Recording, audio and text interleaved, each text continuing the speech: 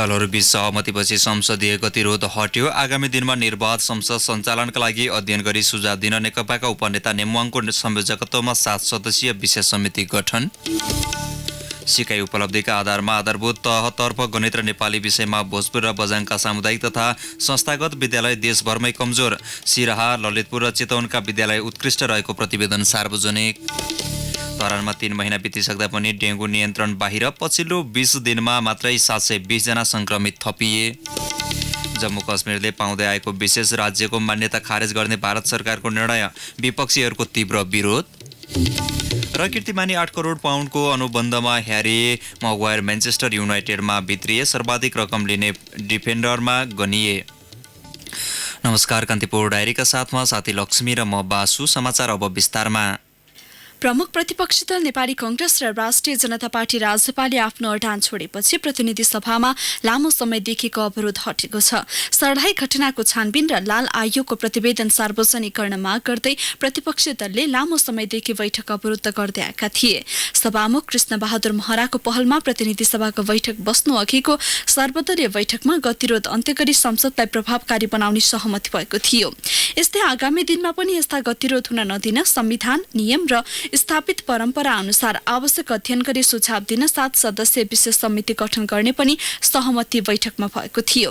सोही सहमति अनुसार प्रतिनिधि सभाले सत्तारूढ दल नेकपाका संसदीय दलका उपनेता सुभाष चन्द्र नेङमाङको संयोजकत्वमा 7 सदस्यीय अध्ययन तथा सुझाव संसदीय विशेष समिति गठन गरेको छ।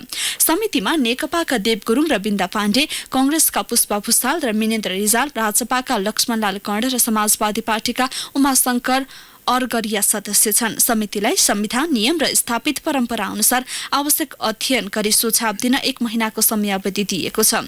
समितिले सभामुखको निर्देशनमा रही आफ्नो कार्यविधि व्यवस्थित गर्न र आवश्यक परे अन्य व्यक्तिको पनि सहयोग लिन सक्ने उल्लेख छ।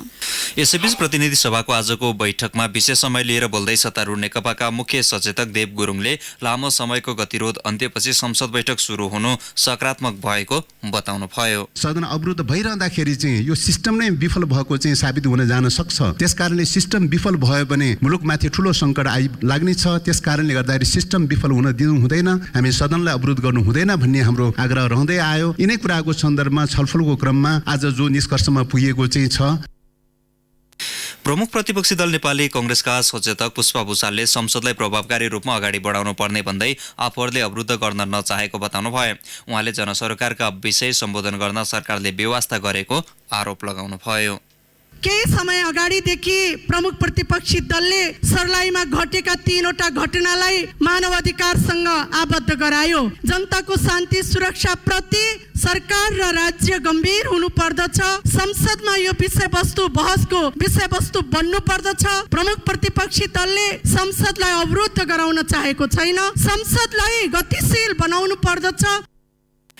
राष्ट्रिय जनता पार्टी राजपाका अध्यक्ष मण्डलका संयोजक राजकिशोर यादवले आफूहरूले उठाएका विषयमा राज्य जिम्मेवार नभएको गुनासो गर्नुभयो। राष्ट्रिय जनता पार्टी या नेपाली कांग्रेससँग सम्बन्धित विषय मात्र थिएन, यो सम्पूर्ण नेपाल र नेपाली जनताको जनसरोकारको विषय, यो स्टेटको क्रेडिबिलिटीसँग जोडिएको विषय, यो व्यवस्थाको विश्वसनीयतासँग जोडिएको विषय हो र राज्य चाहिँ यो प्रति जिम्मेवार हुनुपर्छ।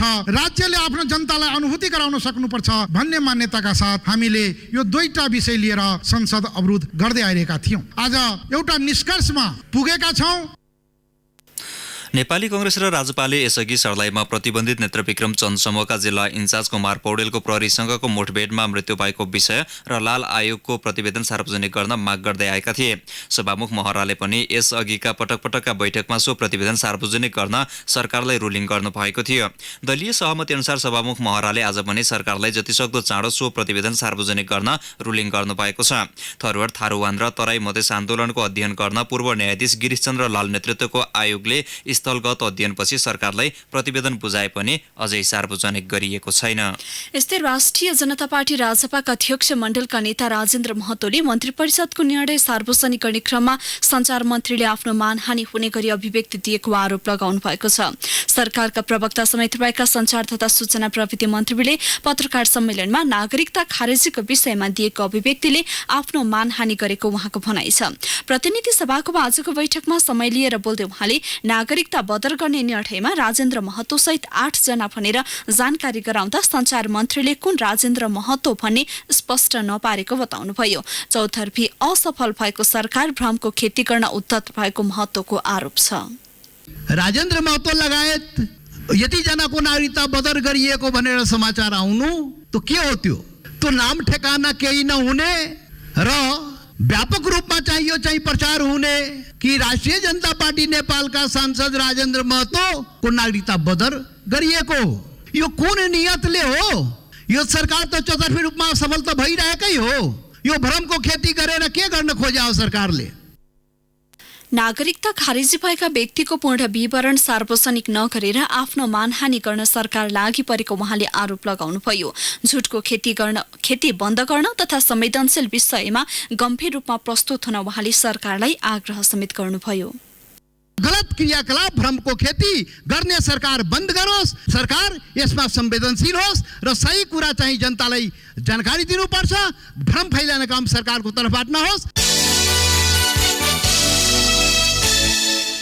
सिकाइ उपलब्धिका आधारमा आधारभूत तहतर्फ भोजपुर र बझाङका सामुदायिक तथा संस्थागत विद्यालय देशभरमै कमजोर भएको सरकारी अध्ययनले देखाएको छ। शैक्षिक गुणस्तर परीक्षण केन्द्र सानोठिम भक्तपुरले आज सार्वजनिक गरेको प्रतिवेदन अनुसार गणित र नेपाली विषयमा भोजपुर र बझाङका विद्यालयको उपलब्धि सबैभन्दा न्यून छ। काठमाडौँ र मनाङका विद्यालय भने देशभरमै राम्रो ठहरिएका छन्। सिकाइ उपलब्धिका आधारमा सिराहा, ललितपुर र चितवनका विद्यालय उत्कृष्ट पाइएको केन्द्रले जनाएको छ। देशभरका करिब 35,000 विद्यालयमध्ये 1400 वटाका 28,381 विद्यार्थीमा कक्षा 5 को नेपाली र गणितमा गरिएको उपलब्धिको परीक्षणमा यस्तो पाइएको हो। यस्तै दुवै विषयमा कर्णाली प्रदेशको उपलब्धि कम छ। प्रदेश 2 को गणित र गण्डकी प्रदेशको उपलब्धि राम्रो देखिएको छ। गण्डकी र प्रदेश 3 का विद्यार्थी तुलनात्मक रूपमा दुवै विषयमा अब्बल छन्। देशभर गणितमा 32 र नेपालीमा 20% विद्यार्थीले कक्षामा सिक्न नसकेको पाइएको छ। केन्द्रले 1400 वटा विद्यालयका विद्यार्थी, शिक्षक र प्रधानाध्यापकहरूको प्रतिक्रियाका आधारमा सो प्रतिवेदन तयार पारेको जनाएको छ।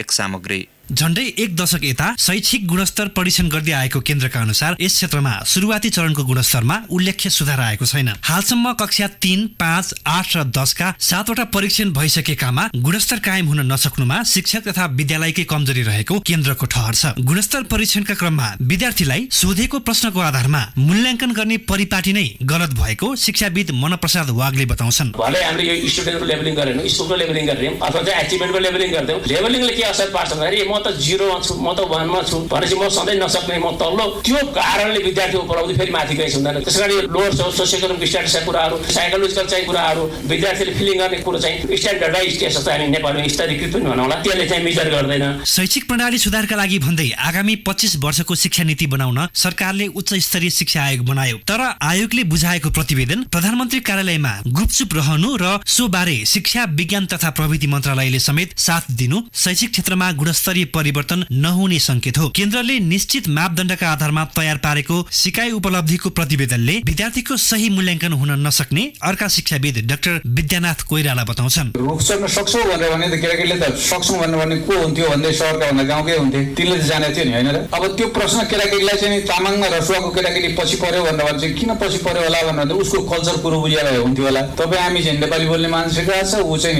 बेग्लै बोल्ने मान्छेको छ, उसलाई मान्छे देख्दै अनौठो भएको छ, प्रश्न त कता हो कता हो, उसका निम्ति टाउको दुखाइ हो कि होइन, के हो प्रश्न यो? त्यसैले रिसर्च गर्ने मान्छेहरूले चाहिँ यस्ता कुराहरूमा असाध्यै सेन्सिटिभ हुनु पर्दो रहेछ। विद्यार्थीको क्षमता सैद्धान्तिक पद्धतिबाट नभई उसको रुचिको आधारमा पहिचान हुने विश्वव्यापी मान्यता छ। कक्षा कोठामा आधारित शिक्षा प्रणालीबाट उसको भविष्यको बाटो निर्धारण गर्ने नेपालको शिक्षा प्रणालीमा सुधार गर्नुपर्ने जानकारहरूको सुझाव छ। रेडियो कान्तिपुरका लागि रमेश दुलाल। कान्तिपुर डायरीमा अब ब्रेकको पालो। ब्रेकपछि बाँकी प्रसङ्ग। प्रदेश 2 का सांसदहरूले बाढी पीडितको राहत वितरण प्रति असन्तुष्टि जनाएका छन्। सरकारले वितरण गरेको राहत कार्यकर्तामुखी भएको सांसदहरूले आरोप लगाएका हुन्। प्रदेशसभा बैठकमा आज प्रतिपक्ष नेकपा, कांग्रेस र सत्तापक्ष राजपा र फोरमका सांसदहरूले बाढी पीडितको राहत असीमित कार्यकर्तासम्म मात्र पुगेको भन्दै सरकारको आलोचना गरे। प्रमुख प्रतिपक्ष नेकपाकी सांसद ज्वालाकुमारी शाहले बाढी पीडितको राहत वितरणमा प्रदेश सरकारले मनोमानी गरेको आरोप लगाउनुभयो। नेकपाकी सांसद दिलीप शाहले बाढी र डुबान पीडितको घरमा प्रदेश सरकार पुग्न नसकेको बताउनुभयो। प्रदेशसभा बैठकमा सरकारका तर्फबाट आन्तरिक मामिला तथा कानून मन्त्री ज्ञानेन्द्र यादवले प्रदेशमा अविरल वर्षापछि आएको बाढीमा डुबेर 38 जनाको मृत्यु भएको जानकारी गराउँदै पीडितलाई तत्काल उद्धार गरी राहत वितरण कार्य आरम्भ भएको जानकारी गराउनुभयो। बाढीबाट 3650 भन्दा बढी घर सँगै सडक सञ्जाल, पुल र विद्युत पोल क्षत भएको बताउनुभयो। पीडितलाई राहत उपलब्ध गराउनुका साथै प्रदेशबाट सम्भव नभएको समस्या समाधानका लागि संघीय सरकारसँग माग गरिएको मन्त्री यादवले बताउनुभयो। असार 31 गते विनियोजन विधेयक पारित भएपछि स्थगित भएको बैठक आज बसेको हो।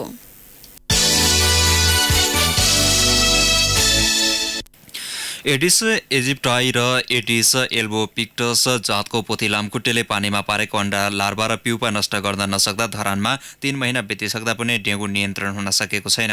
हालसम्म करिब 4000 जना डेङ्गु भाइरसको संक्रमित भइसकेका छन्। साउन महिनामा मात्र करिब 720 जना डेङ्गु संक्रमित थपिएका छन्। एउटै शहरमा 4000 जना संक्रमित भएपछि प्रदेश 1 को प्रदेश सभाले धरानलाई डेङ्गु संकटग्रस्त क्षेत्र घोषणा गरिसकेको छ। हालसम्म 4 थान फगिङ मेसिन खरिद गर्दा 3,80,000 रुपैयाँ, डिजल, साइफर, मेथ्रिन प्राविधिकलाई भत्ता सुविधा, जनचेतना कार्यक्रम सञ्चालन गर्दा धरान उपमहानगरपालिकाले 30 लाख रुपैयाँ खर्च गरिसकेको छ। हाल पनि दैनिक 20 देखि 25 जना बीपी कोइराला स्वास्थ्य विज्ञान प्रतिष्ठानमा उपचार गर्न पुग्ने गरेका छन्। डेङ्गुको प्रकोप नियन्त्रणका लागि प्रतिष्ठानको पब्लिक हेल्थ तथा कम्युनिटी मेडिसिन विभागका चिकित्सक र ल्याब टेक्निसियन समावेश गरेर र्यापिड रेस्पोन्स टिम गठन गरिएको थियो। मध्य पहाडी क्षेत्रमा अमिला जातका फलफूलका बगैँचा रोगका कारण मासिँदै गएका छन्। रोगी बगैँचा प्रतिस्थापनका लागि कृषि वैज्ञानिक र अनुसन्धान केन्द्रलाई स्वस्थ बिरुवा उत्पादन गर्नुपर्ने चुनौती छ। तर अमिला जातका फलफूलको स्वस्थ बिरुवा उत्पादनका लागि धनकुटाको पारिपातलेमा स्थापना गरिएको टिस्यु कल्चर ल्याबमा आवश्यक पूर्वाधार र प्राविधिक कर्मचारी नै छैनन्। धनकुटा सहकर्मी विनोद घिमिरेको रिपोर्ट। तन्तु प्रजनन प्रविधिबाट अमिलाजात फलफूलका स्वस्थ बिरुवा उत्पादन गर्न धनकुटाको पारिपातलेमा स्थापना गरिएको सरकारी स्तरबाट सञ्चालित मुलुककै एकमात्र टिस्यु कल्चर ल्याब हो।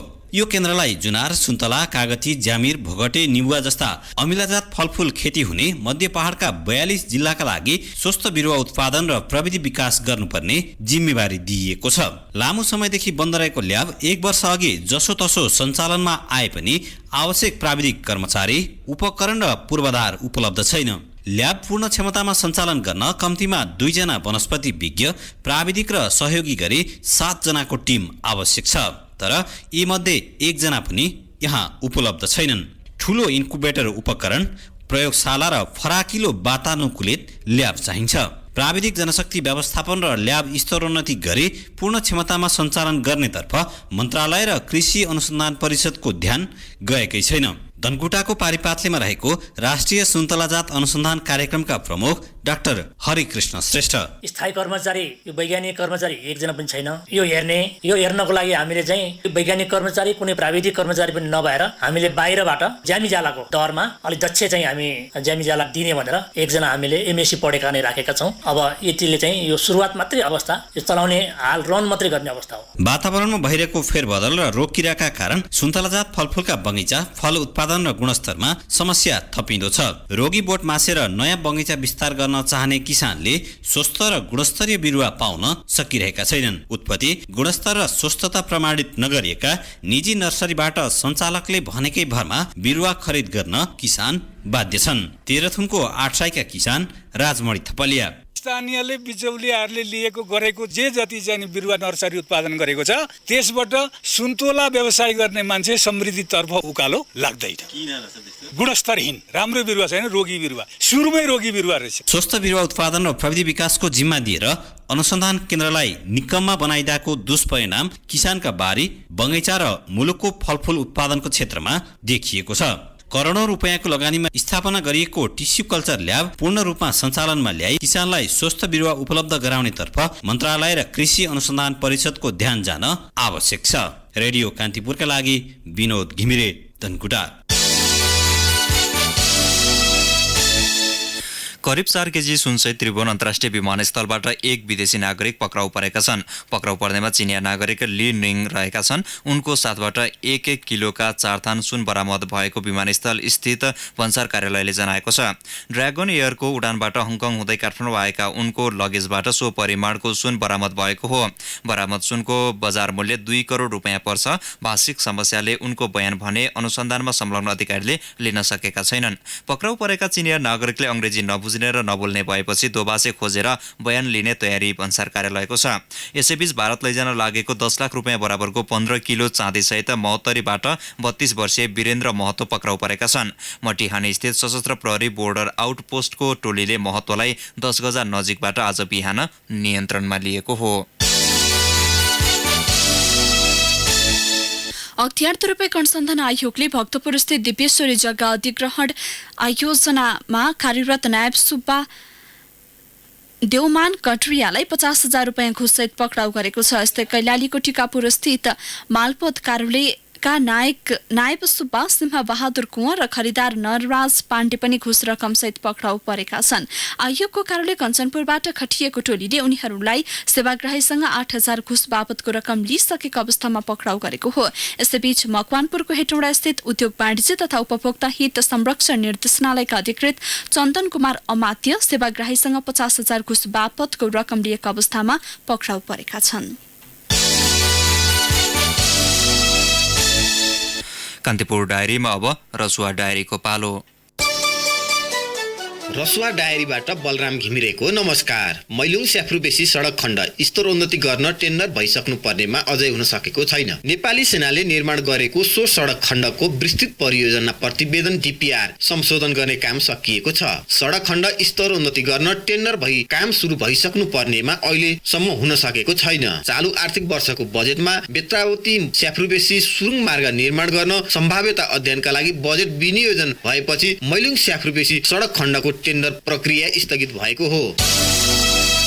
गत आर्थिक वर्षमा विदेशी र स्वदेशी गरी 21,927 पर्यटकले लाङटाङ क्षेत्रको भ्रमण गरेका छन्। यो संख्या अहिलेसम्मकै धेरै रहेको लाङटाङ राष्ट्रिय निकुञ्ज कार्यालयले बताएको छ। आर्थिक वर्ष 75-76 मा 16,386 विदेशी र 5,559 स्वदेशी गरी 21,927 पर्यटकले लाङटाङ क्षेत्र भ्रमण गरेको लाङटाङ राष्ट्रिय निकुञ्जका प्रमुख संरक्षण अधिकृत सुषमा राणाले जानकारी दिनुभयो। रसुवा भन्सार कार्यालय टिमुरेले आर्थिक वर्ष 75-76 मा वार्षिक लक्ष्य भन्दा 1 अर्ब 9 करोड बढी राजस्व सङ्कलन गरेको छ। देशको प्रमुख भन्सार कार्यालयहरूले राजस्वको वार्षिक लक्ष्य भेट्टाउन नसकेको अवस्थामा रसुवा भन्सार कार्यालय टिमुरेले वार्षिक लक्ष्य भन्दा 1 अर्ब बढी राजस्व सङ्कलन गर्न सफल भएको हो। कार्यालयले आर्थिक वर्ष 75-76 मा 10 अर्ब 60 करोड 24 लाख 19,000 रुपियाँ राजस्व सङ्कलन गरेको रसुवागढी भन्सार कार्यालयका प्रमुख भन्सार अधिकृत पुण्य विक्रम खड्काले बताउनु भयो।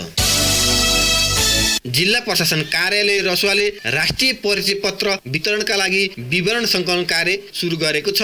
विवरण सङ्कलन गर्न जिल्ला प्रशासन कार्यालयमा 2वटा डेस्क स्थापना गरिएको छ। एउटा विवरण भर्न करिब 15 मिनेट लाग्दछ। अहिले डेस्कमा 2 जना प्राविधिक राखिएको प्रमुख जिल्ला अधिकारी अर्जुन भण्डारीले बताउनु भयो। हवस् त रसुवा डायरी आजलाई यति नै। बलराम घिम्रे बिदा हुन्छु। नमस्कार।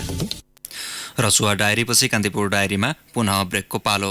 ब्रेकपछि अब आर्थिक प्रसङ्ग। राष्ट्र बैंकले बैंक तथा वित्तीय संस्थाका सञ्चालक र प्रमुख कार्यकारी अधिकृत CEO को उमेर हद तोकेको छ। केन्द्रीय बैंकको नयाँ व्यवस्था अनुसार 65 वर्ष नागेका व्यक्ति बैंक तथा वित्तीय संस्थाको CEO बन्न नपाउने भएका छन्। नयाँ व्यवस्थाबारे बैंक तथा वित्तीय संस्थाहरूलाई परिपत्र गरिसकेको केन्द्रीय बैंकले जनाएको छ। राष्ट्र बैंकद्वारा जारी निर्देशनमा भनिएको छ 65 वर्ष नागेको व्यक्ति CEO पदमा नियुक्त वा पुनः नियुक्त हुन पाउने छैन। कोही नियुक्त भइसकेको भए 69 वर्षपछि प्रमुख कार्यकारीमा बहाल रहन सक्ने छैन। त्यस्तै 70 वर्षभन्दा मुनिका व्यक्ति मात्र बैंक तथा वित्तीय संस्थामा सञ्चालक बन्न पाउने व्यवस्था बैंकले गरेको छ। यो व्यवस्था राष्ट्र बैंकले प्रस्तावित बाफियामा गरेको छ। बाफिया अहिले स्वीकृतिको क्रममा छ। त्यस अघि नै राष्ट्र बैंकले निर्देशन मार्फत यो व्यवस्था ल्याएको हो। यो व्यवस्थाले तत्काल प्राइम बैंकका CEO तथा एभरेस्ट बैंकका अध्यक्षले पद छोड्नुपर्नेछन्। धितोपत्र बजारमा आज पनि गिरावट आएको छ। शेयर कारोबार हुने साताको दोस्रो दिन बजार परिसूचक नेप्से 4.55 अङ्कले घटेर 1255.9 अङ्कमा पुगेको छ। अघिल्लो दिन पनि नेप्सेमा 4 अङ्कले गिरावट आएको थियो। नेप्से घटेसँगै कारोबारमा पनि हिजोको तुलनामा 3 करोड रुपियाँले कमी आएको छ। कारोबार भएका मध्ये निर्जीवन बीमा र म्युचुअल फन्ड बाहेक बाँकी सबै कम्पनी समूहको उपसूचकमा गिरावट आउँदा समग्र नेप्से प्रभावित बन्यो। सबैभन्दा बढी वित्त कम्पनी समूहको उपसूचक 27.2, जीवन बीमाको 21.84 र उत्पादनमूलक कम्पनी समूहको उपसूचक 16.9 अङ्कले घटेको छ। नेप्सेमा आज कुल 167 कम्पनीका 7,194 कारोबारबाट 15,05,506 किता शेयर किनबेच भए, जस अन्तर्गत 44 करोड 32 लाख 5,481 रुपियाँ बराबरको कारोबार भएको नेपाली स्टक एक्सचेन्जले जनाएको छ। नेप्सेमा आज नेपाल बैंक लिमिटेडको सबैभन्दा बढी कारोबार भएको छ। अब अन्तर्राष्ट्रिय प्रसङ्ग। भारतले उत्तरी राज्य जम्मू कश्मीरले पाउँदै आएको विशेष राज्यको मान्यता खारिज गर्ने निर्णय गरेको छ। भारत शासित जम्मू कश्मीरमा राजनीतिक सङ्कट गहिरिँदै गएका बेला नयाँ दिल्ली स्थित प्रधानमन्त्री निवासमा आज बिहान बसेको बैठकले सो निर्णय गरेको हो। बैठकले दफा 370 खारेज गर्ने गरी भारतको संविधानमा संशोधन गर्ने व्यवस्था पारित गरेको छ। सो धाराले जम्मू कश्मीरलाई विशेष राज्यको मान्यता दिएको थियो।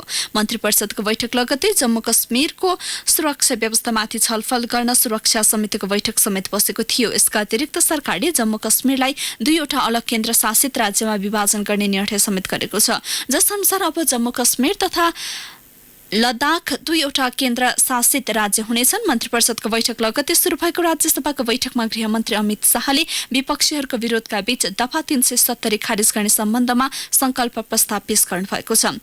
यदि संसदको दुवै सदनमा सो प्रस्ताव पारित भए भारतीय राष्ट्रपतिले हस्ताक्षर गरेसँगै जम्मू कश्मीरले पाउँदै आएको विशेष राज्यको अधिकारको अन्त्य हुनेछ। सो धारामा रक्षा, विदेश मामिला, अर्थ र सञ्चार बाहेकका कानून लागू गर्नु परेको खण्डमा केन्द्र सरकारले राज्य सरकारको सहमति चाहिने व्यवस्था छ। सरकारको निर्णयको विपक्षीहरूले तीव्र विरोध गरेका छन्। राज्यसभामा विपक्षी दलका नेता गुलाब अबी आजादले सरकारको निर्णयले भारतको संविधानको हत्या भएको आरोप लगाएका छन्। त्यसैगरी जम्मू कश्मीरकी पूर्व मुख्यमन्त्री महबुबा मुफ्तीले ट्वीट गर्दै सरकारको निर्णय गैर कानूनी र लोकतन्त्रको कालो दिन भएको बताउनु भएको छ। साथै उहाँले यो निर्णयले दुष्परिणाम निम्त्याउने समेत चेतावनी दिनुभएको छ।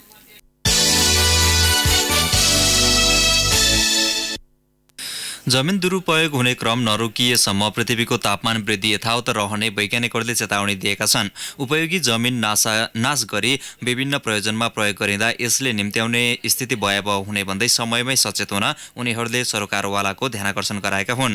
खण्डीकरण, उर्वर जमिन नाश, वन्यजन्तुको विनाशसहित जमिन दुरुपयोगको क्रम बढ्नु जलवायु परिवर्तनको मुख्य कारण कार्बन डाइअक्साइड उत्सर्जनलाई बढावा दिनु भएको वैज्ञानिकहरू बताउँछन्।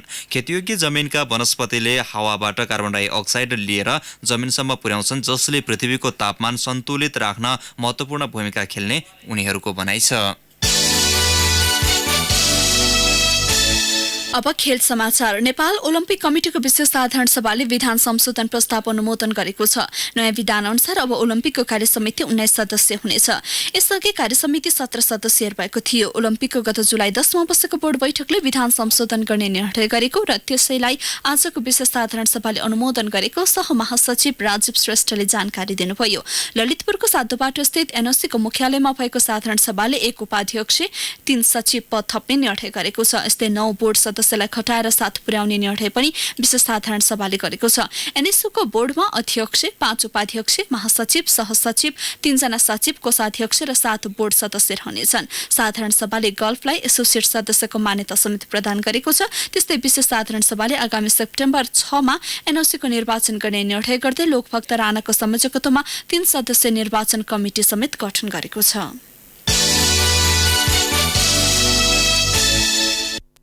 इङ्ग्लिस क्लब म्यान्चेस्टर युनाइटेडले सेन्टर ब्याक ह्यारी मगवायरलाई 8 करोड पाउन्डमा अनुबन्ध गरेको छ। लेस्टर सिटीबाट कीर्तिमानी रकममा अनुबन्ध भएका मगवायरले म्यान युनाइटेडसँग 6 वर्षको सम्झौता गरेका हुन्। मगवायरले पाउने रकम डिफेन्डर मध्येको सबैभन्दा उच्च हो। यसअघि सन् 2018 मा साउथह्याम्पटनबाट लिभरपुल जाने क्रममा भर्जिल भान डिकले 7 करोड 50 लाख पाउन्ड लिएका थिए। प्रशिक्षक ओले गनर सोल्सायरसँगको कुराकानीपछि मगवायर लेस्टर छाड्न राजी भएका हुन्। म्यान युनाइटेडबाट प्रस्ताव आउनु नै आफ्नो लागि खुसीको कुरा भएको प्रतिक्रिया उनले दिएका छन्। यो सिजन म्यान युनाइटेड जान लागेका उनी तेस्रो खेलाडी हुन्। यसअघि क्लबले क्रिस्टल प्यालेसबाट राइट ब्याक आरोन बिसाका र स्वान्सीबाट विङ्गर ड्यानियल जेम्सलाई भित्राइसकेको छ। हवस् तिनै प्रसङ्गसँगै कान्तिपुर डायरीका आजका सम्पूर्ण बुलेटिन यहीँ सकिन्छ। भोलि बिहान 6:30 बजे नियमित बुलेटिनका साथमा उपस्थित हुने नै छौँ। अहिलेलाई साथी लक्ष्मी र म बासु बिदा हुन्छौँ। नमस्कार, शुभरात्रि। सूचना र मनोरञ्जनको संवाहक रेडियो राष्ट्रको रेडियो कान्तिपुर।